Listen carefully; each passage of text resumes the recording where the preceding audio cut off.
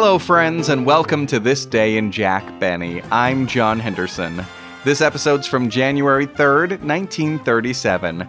This is the first episode of 1937, and this is the episode of Jack Benny that sets off his feud with comedian Fred Allen. Although, some might argue that the feud really began a few days earlier on Fred Allen's show. The Town Hall Varieties.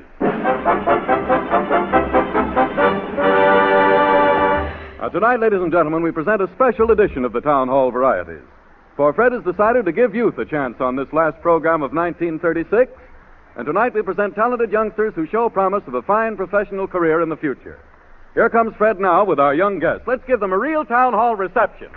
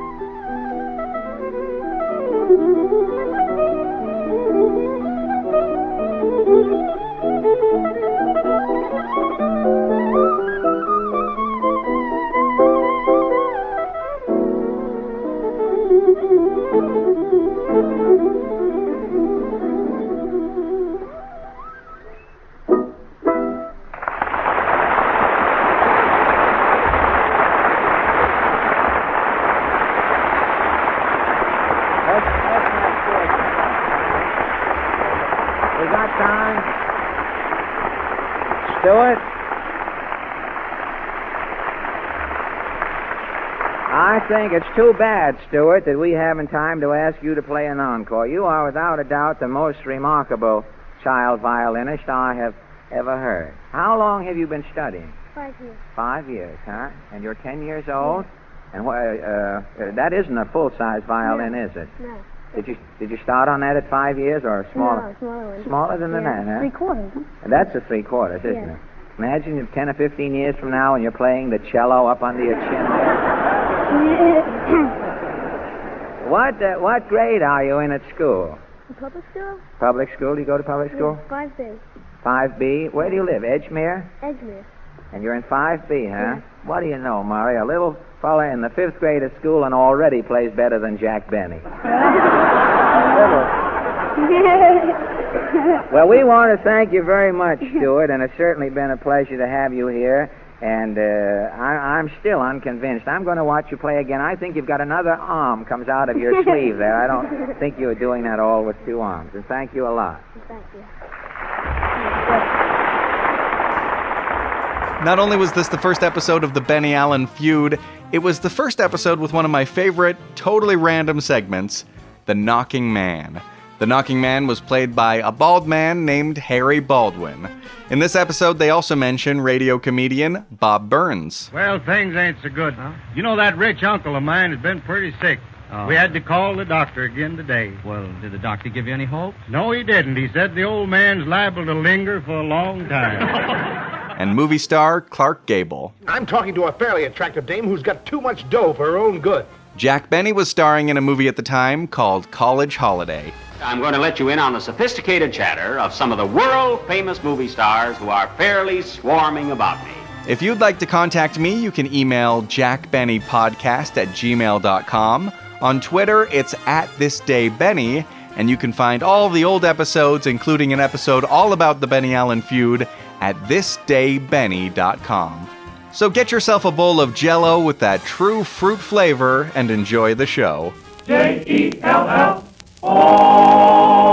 The Jell-O program starring Jack Benny with Mary Livingston and Phil Harris and his orchestra. The orchestra opens the program with One in a Million from the picture of the same name.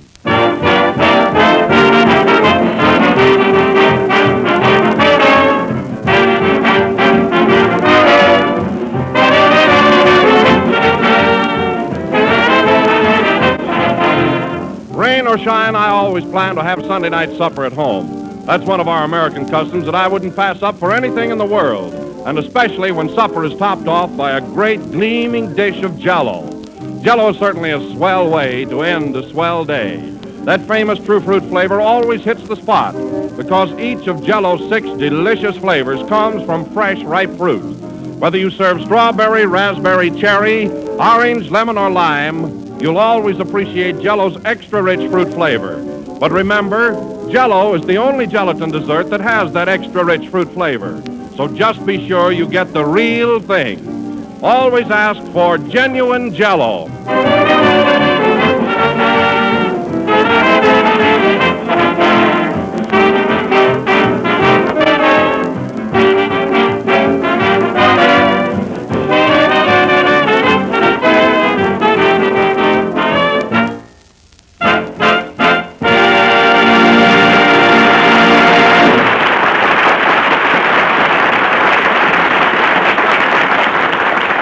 That was One in a Million, played by Phil Harris and his orchestra. And now, ladies and gentlemen, we bring you that... Hold it a minute, Don. Oh, sure, Jack, sure. What is it? Well, this being the first program of the new year, I think you ought to inaugurate it by giving me a nice, friendly introduction. Of course. You know what I mean, Don. Not too mushy, but something with a little dignity to it. You know, I'm tired of starting out each week with a strike against me. Why, certainly, Jack, I'll be glad to. Thanks, Don. Go ahead. And now, ladies and gentlemen, we bring you that soul without a blemish, Well, that rose without a thorn, that germ without a flaw. that's Jem. Yes. That gem without a flaw, Jack Benny.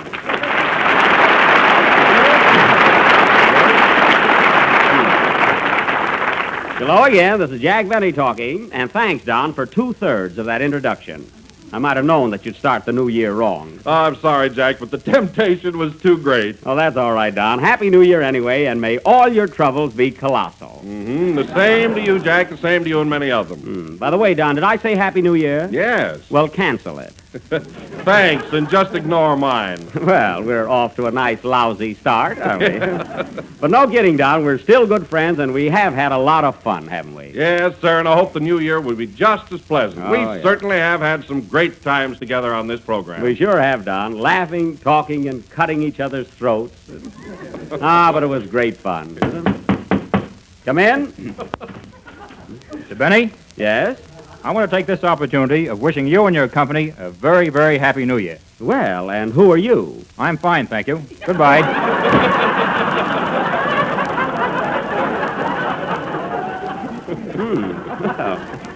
Well, Don, a neighborly fellow, wasn't he? Yes. Oh, Jack, I meant to ask you, what did you do... Hello, fellas. Oh, hello, hello, Mary. Mary. What was that, Don? I meant to ask you, what did you do New Year's Eve? Oh, I had a pretty good time. I was over at the Trocadero with Phil Harris. I had a girl, too. Did you? Yeah, my father got her for me. But you should have been at the Troc, Don. It was a great night and a very good dinner, too. Dinner, $10 a plate. $10 a plate. Well, what did they serve? Well, it was a real New Year's Eve dinner, including 1 olive, 1 lamb chop, 1 red balloon, and a double portion of confetti. What'd you do New Year's Eve, Don? Oh, nothing much, Jack. Only exciting thing that I did was, at 12 o'clock I rang in a false fire alarm. Why, Don, that's against the law. Were you drinking? No, but I just couldn't resist the big red letters on the box. Oh. Well, then that explains it. It does. Hello, fellas. Hello, Mary. Wait a minute. Didn't I say that before? Yes. Darn it. 2 of my pages are stuck together. Oh. Well, tear them apart and let's get going. What'd you do New Year's Eve, Mary? I had some fun. Yeah? I stayed out until 11 o'clock. 11 o'clock. That's fine. New Year's doesn't start until 12. Well, I wasn't going to wait all night. Oh. Jack, Yeah. I saw you and Phil at the Trocadero. Did you? And say, that was an awfully cute girl Phil was with. Yeah, that was my girl, even though she did dance with Phil all evening. She was still my girl officially. Didn't Phil bring a girl for himself? He didn't have to. At least that was my experience. I see. He gives you a watch for Christmas, and you give him your girl for New Year's. Yeah, I was tired anyway. And Phil was so considerate. You know, he even took my girl home for me. Say, I want to speak to him about that. Oh, Jack, now don't start another argument. I'm not going to. I just want to split the cab fare with him. After all, it was my girl. Hey, Philty. Yes, Jackie. I see you're here right on time tonight. How'd you get here so early? I underslept. Oh. Well, anyway, Phil, I want to thank you for taking my girl home New Year's Eve. Oh, that was all right. Well, I insist on paying half the cab fare. Never mind, Jack. She paid your half.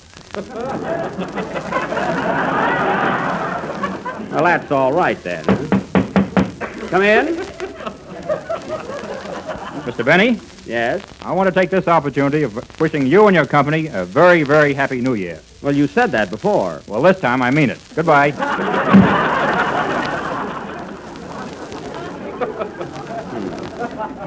That's what I get for broadcasting in a hallway.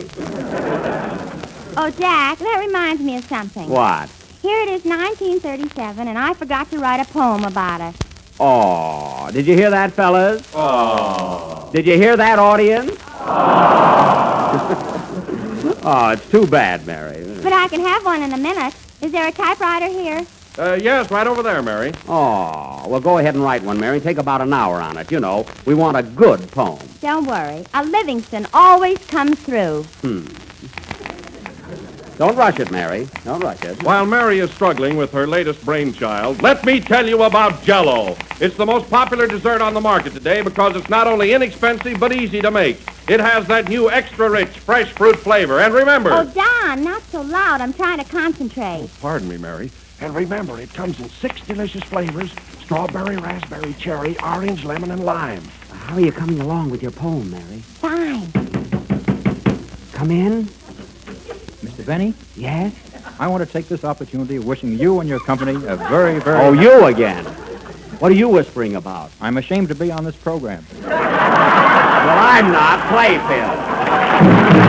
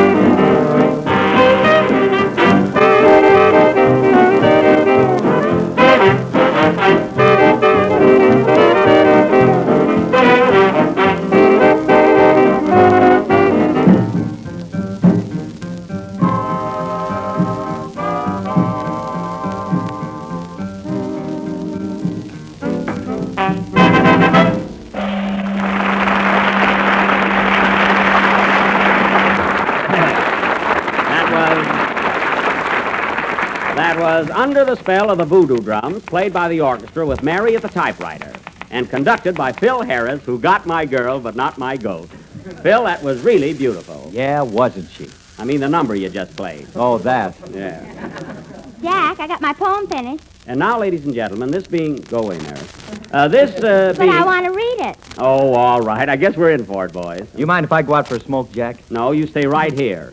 You too, Don. I've got to stay. Oh. What's the title of your poem, Mary? Oh, you 1937. Well, that sounds promising. Go ahead. 1937. Oh, 1937. Where have you been all these years? And when did you leave heaven? Starting out good. What have you in store for us? What will the future be? For Jack and Phil and Kenny and Don and me and me and me. You're a little selfish there, aren't you, Mary? Well, I wrote it. Oh, I see. Now, continue. Will all the girls still like Phil Harris? Will Bucket Cactus Face? Who cares? Who cares? Not me, or me, or me. Or me. Will Wilson do our advertising about that, you know, so appetizing? Will Jack another picture make? Or will they catch on that he's a fake? Don't be so critical, please. Will our sponsor stay our friend? Or will this New Year be the end? Will Kenny's voice sound just as rich as in 1936? 1936? That. Darn that typewriter. Oh. So don't feel sad and don't feel blue. No. You'll get just what's coming to you. And happiness there sure will be for you and me and me and me. I knew that. Oh, you 1937. Well? That's all. I thank you.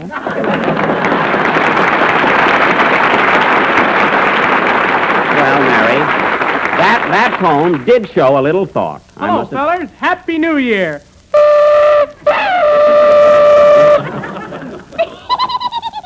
Hello, Kenny. What's the big idea? I brought my girl on my horn from New Year's Eve. Oh. Ain't the horn swell? Yeah, it sure is. My girl is pretty, too. You remember Lena? Oh, certainly. Hello, Lena. She wants to say Happy New Year to you, Jack. Go ahead, sugar face. Well, the same to you and many of them. Thanks. Hey, Kenny, your girl... Oh, really, your girl must like me, Kenny. She comes up to see me quite often. You know? And she likes you in your new Paramount picture, College Holiday, too. Oh, did you, Lena? Yeah, you're a regular broken-down Gable. Thanks. So you kids were together New Year's Eve. Did you have any fun? Sure, I laughed and danced, and one time I poured confetti down Lena's back. You did? Yeah, and then she laughed and danced. Oh, why, Kenny, such actions. Ain't he the caveman? Oh, he's a terror. Without the T. Well, Kenny, you got here just in time to sing your number. Want to hear him sing, Lena? Yeah. Can I sit on your lap? Sure. Do you mind, Kenny? No, hold my horn, too. Okay. What are you going to sing, Kenny? The Sweetheart Waltz from College Holiday, and I dedicate it to my girl. Isn't she silly, Mary? Yeah, even Kenny doesn't deserve that. Well, how would you feel with confetti down your back? Sing, Kenny.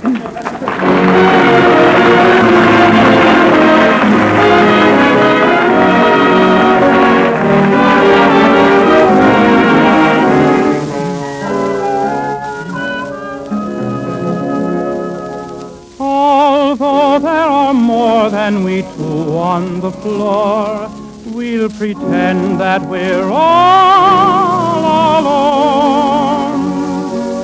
While dancing in time, let our hearts be in rhyme with a melody sweet and low.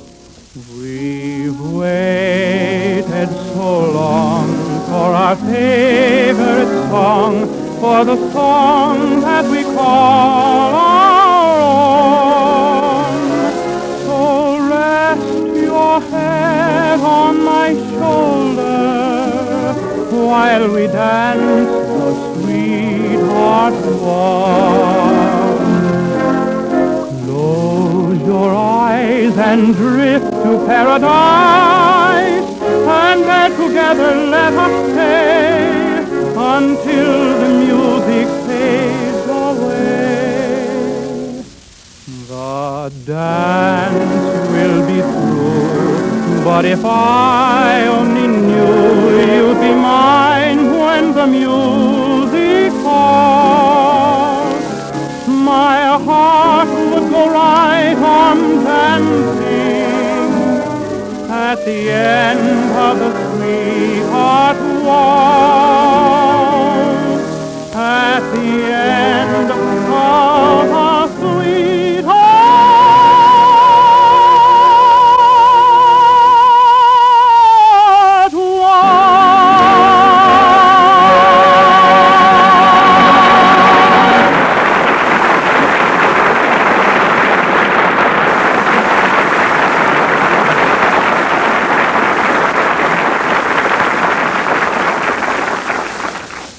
What happened? What happened? Kenny, you just sang your song. Oh, thanks, everybody. That was Sweetheart Waltz, sung by Kenny Baker, who didn't know what he was doing. But that was really great, Kenny, considering. Thanks, Mr. B. You're welcome, Mr. B. And B, and B, and B. Be quiet. And now, ladies and gentlemen, as our feature attraction tonight, we are going to offer the next installment of our original Western serial entitled Buck Benny Rides Again, or Is Top Row Worried? Again, I will play the part of Sheriff Buck Benny, as tough an hombre as ever shaved himself with a razorback hog. If Bob Burns is listening in, I only borrowed that joke. A battin', tattin', rattin', scattin', Latin from Manhattan. And that's that. As you may remember at the end of last week's episode, while riding in pursuit of Cactus Face Elmer, the outlaw, I unfortunately met with a slight accident. That is, I fell off my horse and broke my neck. See? So the action of tonight's play takes place in the Cactus Center Combined Hospital, General Store, and Post Office. A mighty pretty building. This will go on immediately after the next number. So play something, Phil, and give me a chance to dash over to the hospital and jump into bed, you know.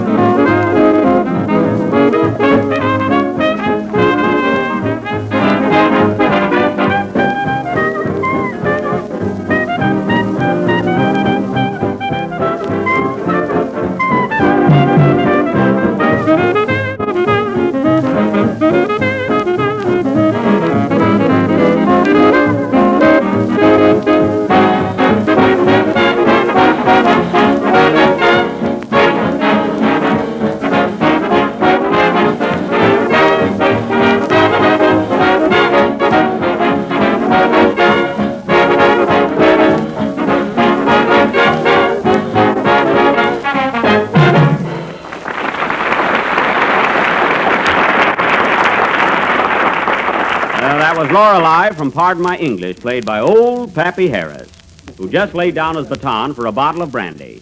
He'll be following the baton any minute. And now for our play, Buck Benny Rides Again. The scene, Cactus Center Hospital, General Store, and Post Office. I'm in bed now, folks. Curtain. Theme song.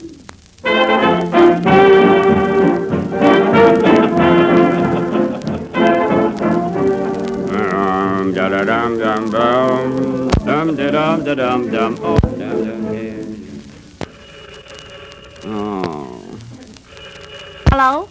Hospital, store, and post. Yes? Mrs. Jones is getting along fine. Butter is 40 cents a pound, and there's no mail for you. Good Goodbye. Well, I guess that's killing 3 birds with 1 phone. Oh, nurse. Nurse, what a bed. These are the worst springs I've ever seen. Well, the winters have been bad, too. Fine nurse. Where's my horse? Right alongside of you.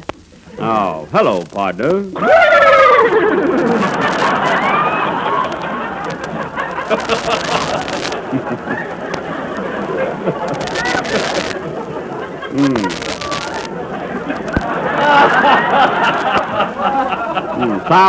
Sounds like a slight fever. My deputy sheriffs ain't been here yet, have they? Nope, but I guess they'll be along soon. Come in. Good morning, boys. Morning. Give me a 2-cent stamp and ice cream cone and house box. Here you are, not so good. Thanks. And gee, that's too bad. Cut the comedy, boys, and say hello to me. Hi, Sheriff. Hiya, Sheriff. Hiya, Sheriff. 3 smart girls.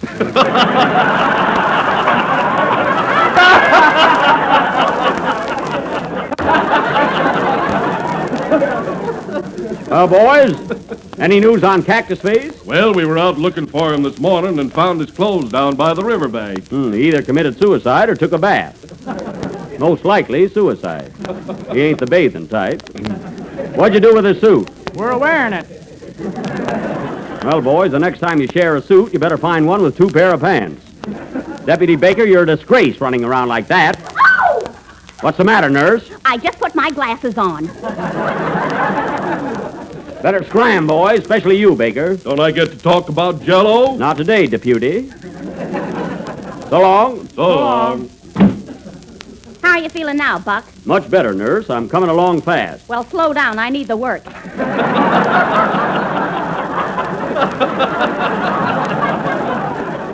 Okay. Come in. Well, hello, Daisy. Hello, tall, dark, and dead looking. Well, gal, you don't exactly look like you ought to buy more than 1 dress at a time. Some comeback, I'll say. Can the compliments, Buck. Here, I brought you a basket of fresh eggs. Thanks. Now, wait a minute. There's no eggs in this basket, or just your pet hen. Give her time, Buck.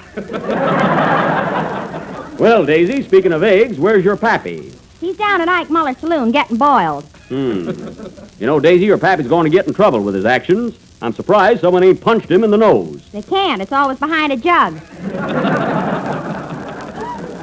I believe he's got something there.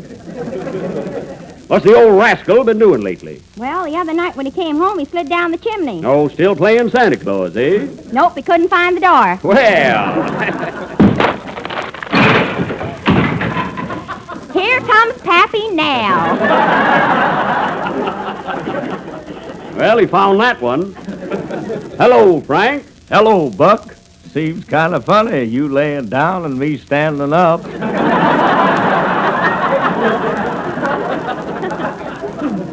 Nice rhythm there. Listen, Frank. You put that gag over. What's the idea of crashing in here like that? Ain't you never been in a hospital before? Why, sure. I was here last fall to have my tonsils and pink elephants taken out.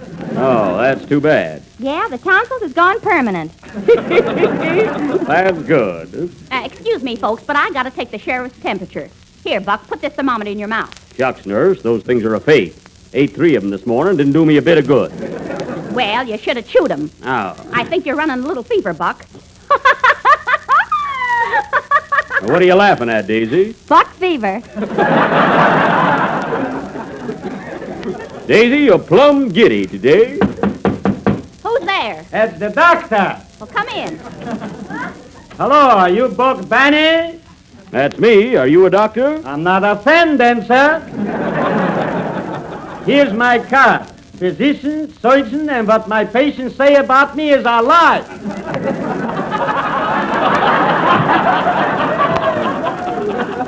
Let's see that card. Dr. C.F. Schmettener, M.D. Well, what's the M.D. for? Saddles. M.D. Saddles, I see. Well, I didn't know you were my doctor. I've been working on you every morning for a week. Oh, I thought you were making the bed. What's really the matter with me, Doc? Well, my diagnosis is you got acute hemorrhagilia and cerebellar concussions. What does that mean, Doc? Oh, if I knew that, I could cure you. That's fine. Where is my medicine kit? I must have left it someplace. I didn't see it. Well, open your mouth. Ah. I thought so. What's the matter, Doc? It's nothing there. Now, Doc, quit fooling around. I got a broken neck. Wear a muffler. Who'll see it? I don't need a muffler. I'm wearing a hospital nightgown. Now let me feel your pulse, Poopsie. Give me your wrist. Here. Well. What's the matter, Doc? Can you stand a shock? Yes. You're dead. Goodbye. Oh, Doctor, wait for me. I want to ask you something. Say, Buck, didn't that doctor look familiar to you? Now that you mention it, Frank, he sure did. I think his beard was on a little crooked. What's the name on that card? Dr. C.F. Schmettener. C.F. That could be Cactus Face. Sure could. Oh, look, Buck, the doctor gave me this note and ran out of the building. He did? Let me see it. What does it say? Dear ex-patient, if you are still alive when you read this, I hope you'll die from the shock. I am none other than Cactus Face Elmer. You were right, Frank. That was Cactus Face. And I'm going out to get him. You can't leave here, Sheriff. You're a sick man. I'm well enough now, and my duty comes first. And believe me, this time I'm going to bring him back. Send him back. I'm sick of you. How do you feel, partner? Then let's go. Buck Benny rides again. What happened? Do you really want to know? Yes. Then tune in next Sunday night. Will Buck get Cactus Face? Will he have to pay for the window? Will it snow in New York? Will it rain in California? Be with us next Sunday night and you'll know. Play, boys.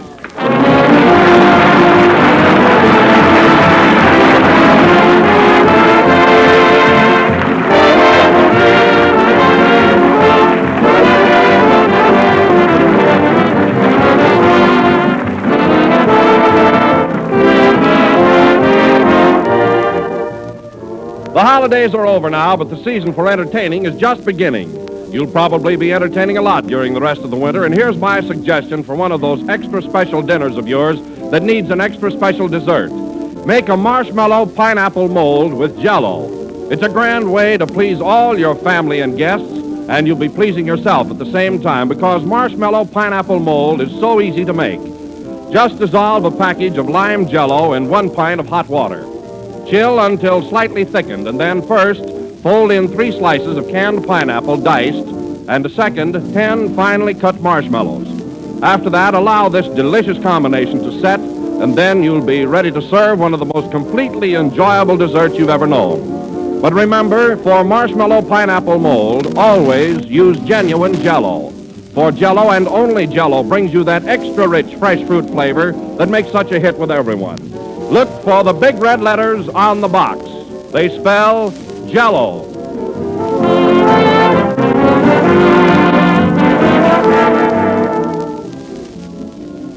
This is the last number of the 14th program in the new Jell-O series, and we'll be with you again next Sunday night when we continue with Buck Benny Rides Again.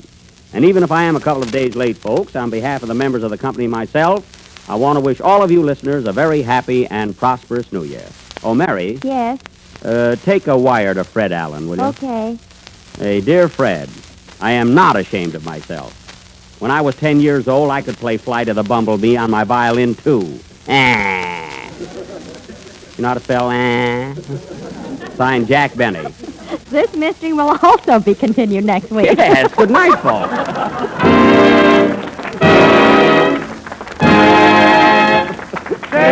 Jell-O. Patsy Flick, who played the part of the doctor on this program, appeared through arrangement with Warner Brothers Studio. The tune, A Pretty Girl Is Like a Melody, is from the great Ziegfeld. The Jell-O program reaches you over the Red Network from the NBC studios in Hollywood. This is the National Broadcasting Company. KFI, Los Angeles.